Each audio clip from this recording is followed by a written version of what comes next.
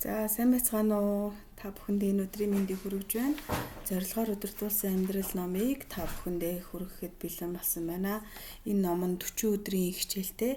За тэгээд эхний хичээлийг нь та бүхэндээ уншиж өгье. За тэгээд энэ хичээл нь болохоор бүх зүйл Бурханаас эхэлтгээ гэсэн нэртэй ийм хичээл байгаамаа. За Колосе 1:16 дээр учир нь түүн дотор тэнгэр ба газар дах бүх юмс, үзэгдэх ба үл үзэгдэх юмс, хаан ширээнүүд, эсвэл ноёрхлууд, удирдлагууд, эсвэл эрх мэдлүүд ч бүтээгдсэн. Бүх юмс түүгээр болон түүний төлөө бүтээгдсэн гэж бичсэн байдаг. Энэ бол биднээс хамаарах зүйл биш. Амьдралын зорилго гэдэг нь бидний хувийн амжилт, сэтгэлийн амар тайван, аз жаргалаас дээгүүрх зүйл бөгөөд гэр бүл, ажил төрөл мөн бидний хамгийн том хүсэл тэмүүлэл мөрөөдлөөс ч агуу зүйл юм аа. Бид энэ дэлхий дээрх юуны төлөө амьдарч байгаагаа мэдхийг хүсвэл бидний бүх санаа зовнил Бурханаас эхлэх хэрэгтэй. Санаа бодол.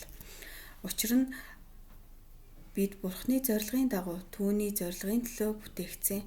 Хүмүүс амьдралын зорилгын талаарх асуудлаас болж олон мянган жилийн турш бодилж ирсэн. Энэ бодлооны учир нь хүмүүс тэр асуудлыг өөрөөсөө хайдагт оршдог юм аа. Бид өөртөө дараах асуултуудыг тавьдаг. Би юу болохыг хүсдэг вэ? Би юу хийх хэрэгтэй вэ? Миний зорилт, хүсэл тэмүүлэл, ирээдүйн төлөөх. Миний мөрөөдөл юу нь яг юу юм болов? Бид гол анхаарлаа зөвхөн өөртөө хандуулбал хизээч амьдралынхаа зорилгыг олж чадахгүй. Библиэд ингэж хэлсэн байдаг. Түүний моторт аливаа амьд бүхний ам хийгээд бүх хүн төрлөختний амьсгал байдаг гэж Йов 12:10 дээр бичсэн байдаг. Нийгэмд алдартай олон ном зохиол, кино, мөн лекцэд өгүүлдэг шиг бид өөрсдөөсөө амьдралын утга учирыг олж чадахгүй. Бид аль хэдийн ингэж зорилгоо олох гэж хичээж үзсэн. Бид өөрөө өөрийгөө бүтээгээгүй учраас бид юуны төлөө бүтээгдснээ өөрсдөө мэдэх аргагүй. Хэрвээ би танд урд өмнө нэг ч удаа харж байгаагүй шинээр зохион бүтээсэн зүйл үзүүлбэл та тэр зүйл юуны төлөө бүтээгдсэнийг мэдэж чадахгүй. Төдийгүй тэр бүтээл маань өөрөө танд ямар зорилгоор бүтээгдснээ ч хэлж чадахгүй байх болно. Зөвхөн бүтээсэн эзэн юм уу аль эсвэл хэрхэн хэрэглэх заавар танд зорилгыг нь мэдүүлж чаднаа. Би нэг удаа ууланд төөрж байсан юм. Замаа олох гэж нэлээд явсны эцэст хээрийн буудалдаа очих замыг хүнээс асуудал. Эндээс тийшээ очих боломжгүй. Уулын нөгөө талаас л эхэлж хөдлөх хэрэгтэй гэж хариулж байсан юм. Үүнтэй нэгэн адил бид гол анхаарлаа өөрсдөө хандуулах юм бол амьдралынхаа зорилгод хизээж хүрч чадахгүй. Амьдралынхаа зорилгод хүрэхийн тулд биднийг бүтээгч эзэн Бурханаас эхлэх хэрэгтэй. Бид Бурханаар Бурханы төлөө бүтээгдсэн. Үүнийг ойлгохгүй л хизээч амьдралыг ойлгож чадахгүй. Бид зөвхөн Бурханы дотор л хэрхэн бүтээгдсэн, хэн болох, мөн амьдралын утга учир зорилгыг мэдэх болно. Тэгсэн цагт амьдралын эрхэм чанар, бүр цаашлбал туйлын зорилгоо мэдэж чадна. Бурханаас бусад бүх зам биднийг мухардалд хүргэдэг. Олон хүмүүс өөрсдийнхөө төлөө Бурханыг хэрэглэх гэдэг. Гэвч ингэн байгалийн зам ёсыг зөрчсөн хэрэг болох төдийгүй зайлшгүй бүтлгүйтэх болно. Цорын ганц тодорхой нэгэн үнэн бол бид Бурханы төлөө бүтээгдсэн болохоос биш Бурхан бидний төлөө оршдоггүй гэдэгт байгаа юм аа. Өөрөөр хэлбэл Бурхан зорилгынхаа дагуу биднийг хэрэглэхийг амьдрал гэхээс биш бид зорилгынхаа төлөө түүний хэрэглэхийг амьдрал гэхгүй. Библиэд өгүүлснээр хүн өөртөө хит улаарвал мухар гудамд хүрэх бөгөөд хүн Бурхан төвлөрвөл цэлгэр уудам эрх чөлөөтэй амьдралд хүрнэ гэж Ром 8:6 дээр бичсэн байдаг. Би амьдралын зорилгыг олж өгнө гэсэн янз бүрийн аргыг танилцуулсан нэг ёсны гарын авлага ном сэлт гэхээр зүйлийг олныг уншиж үзсэн. Эдгээрийн нийтлэг нэг шинж нь бүгд хүн өөртөө төвлөрсөн үзэл бодлын тухай бичсэн байдаг. Заримдаа Христ итгэлтэй холбоотой ном зохиолч иймэрхүү хүнд төвлөрсөн гарын авлагаас өөрсдөө дараах нийтлэг аргуудыг танилцуулсан байх нь тохиолддог. Хүсэл мөрөөдөлтөй бай, үзэл бодлоо тодорхойл, зорилт тавь, юуг хамгийн сайн хийж чадхаа олж мэд, зорилготой байж тэрхүү зорилгоо биелүүлэхийн тулд бүх хүчээ дайчил, үргэлж суралц, зорилтоо биелүүлэн гэсэн итгэл өөрл, мөрөөдлөө бусдад хуваалц, огтхонч бүү бууж өг. гэх мэтчлэн. Мэдээж энэ мэд зөвлөгөөний ачаар хаяа том амжилтанд хүрэх нь байдаг. Зорилтоо биелүүлэхийн тулд бүх хүчээ дайчлан мэрээвэл ерөнхийдөө амжилт олох магадлалтай. Гэвч тэгж амжилтанд хүрэх амьдралын зорилгоо биелүүлэхтэй огт адилгүй. Бүх зорилтоо биелүүлж энэ дэлхийд хүлээн зөвшөөрөх гайхамшигтай амжилтанд хүрлээ ч гэсэн биднийг бүтээсэн Бурхны зорилгыг хүсэлдүүлж болох юм аа. Бидэнд өөрөө өөртөө туслах гарын авалгаас илүү зүйл хэрэгтэй. Библиэд хэлсэн нь учир нь хэн өөрийнхөө амийг аврахыг хүсэн тэр хүн түүнийг алдна. Харин хэн миний төлөө өөрийн амийг алдна тэр хүн түүнийгээ олох болно гэж Матай 16-гийн 25 дээр бичсэн байдаг. Энэ ном бол өөрөө өөртөө туслах гарын авлага биш. Яавал хамгийн сайн амжилттай болох, яаж мөрөөдлөө биелүүлэх, эсвэл илүү сайн амьдралыг төлөвлөх зэрэг асуудлыг шийдвэрлэх номч биш. Мөн хэдийнэ хит хүнд ажилд нухлагдаж байгаа бидэнд яавал илүү олон ажил сайн хийхийг зааж өгөх номч биш. Харин энэ ном бол амьдралд хамгийн чухал зүйл юу болохыг таниулж мэдүүлснээр амьдралдаа арай бага ажиллах аргыг зааж өгөх болно. Энэ номд хамгийн гол нь биднийг бүтээсэн Бурхны зорилгод нийцсэн хүн хэрхэн болох тухай өгүүлдэг юм. Тэгвэл бид бүтээгдсэн зорилгоо хэрхэн мэдэж авах вэ? Үүнд хоёр арга байдаг. Эхний арга бол олон хүмүүсийн хэрэгэлдэг таамаглах арга. Хүмүүс таамаглаж, баримжаалж, онол бий олгодог. Хүмүүс миний хувьд амьдрал бол гэх мэтчлэнгээр хэлдэг ба энэ нь ийм зүйл миний бодлоор амьдралын хамгийн сайхан хэм маяг гэсэн утгыг илэрхийлдэг. Олон мянган жилийн турш гүн сэтгэгч нар амьдралын утга учирын талаар мэтгэлцэж, тэрхүү утга учирын талаар бодож, бясалгаж ирсэн. Гүн ухаан бол өөрийн гэсэн зориулт бүхий чухал салбар шинжлэх ухаан юм. Гэвч амьдралын зорилгыг тодруулан тогтооход хамгийн ухаалаг, мэрэгэн цэцэн гүн сэтгэгч байлаа гэж таамаглахаас хэтрэхгүй. Зүүн хойд Иллиной дахь коллежийн гүн ухааны профессор Хью Мюрхэд дэлхийд алдартай философч, зохиолч, эрдэмтэн 250 хүнд амьдралын утга учир яг юу юм бэ гэсэн асуулт тавьжээ. Тэгээд хариултуудыг цуглуулж ном болгон хэвлэн гаргажээ.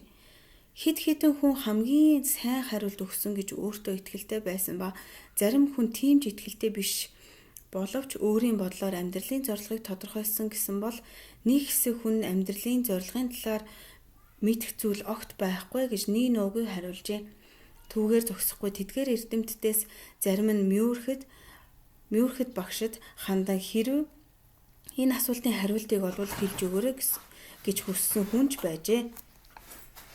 Азар амьдралын утга учир зорилгын талаар таамаглахаас өөр сайн арга бидэнд байгаа бөгөөд тэр бол илчлэлт юм. Бурхны үгэнд амьдралын утга учир зорилгын талаар өгүүлсэн байдаг. Шин зохиол бүтээлийн зорилгыг мэдэх хамгийн хялбар арга бол бүтээж туурвсан хүнээс нь асууж мэдэх юм а. Амьдралын зорилгыг нээж илрүүлэхэд ч үүнтэй адил.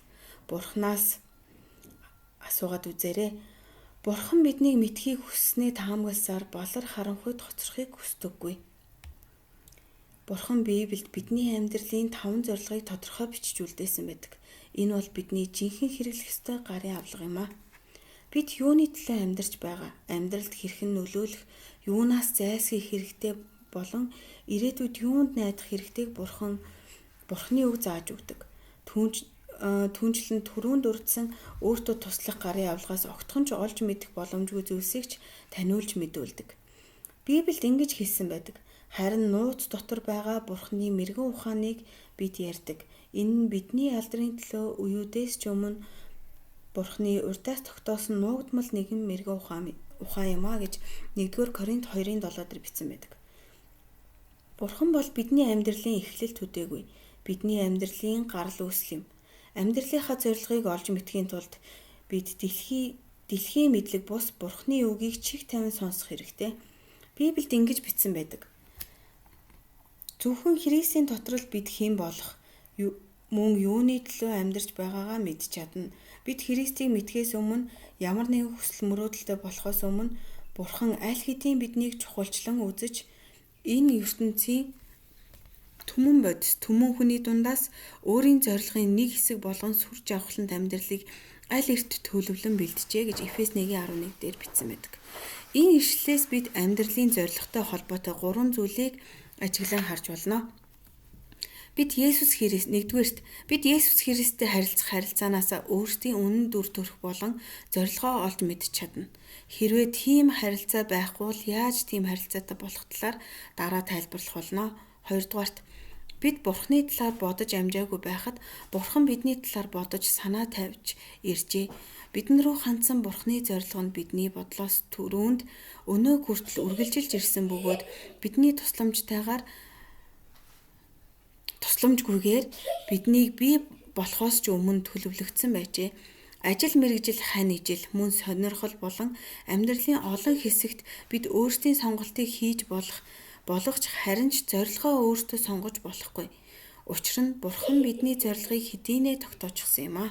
3-дугаарт бидний амьдралын зорилго бол Бурханы мөнх амийн төлөө төлөвлөгдсөн илүү зорилгын нэг хэсэг юм а. Тус номонд энэ талаар тайлбарладаг юм а. Оросын алдарт зохиолч Андрей Битов Бурхангүй үзлийг дагсан коммунист нийгэмд өссөн. Гэтэл нэгэн уйтгартай өдөр Бурхан түүний зүрх сэтгэлд орж иржээ. Тэр энэ талаараа дурсахдаа 27 настайдаа нэгэн өдөр би Ленинград, одоогийн Санкт Петербург хотод метроор зорчиж байлаа. Тэр үед би маш их цөхөрч, миний амьдрал яг тэр мөчөд зогсож, ирээдүйн минь бүхэлдээ сарниж алга болох гэж байгаа юм шиг санагдаж байлаа. Амьдралын утга учирын талаар бодох ч сэхээгүй байв. Гэтэл гинэт миний нүдэнд нэгэн өгүүлбэр үзэгдэв. Бурхангүйгээр амьдралыг ойлгож чадахгүй гэж.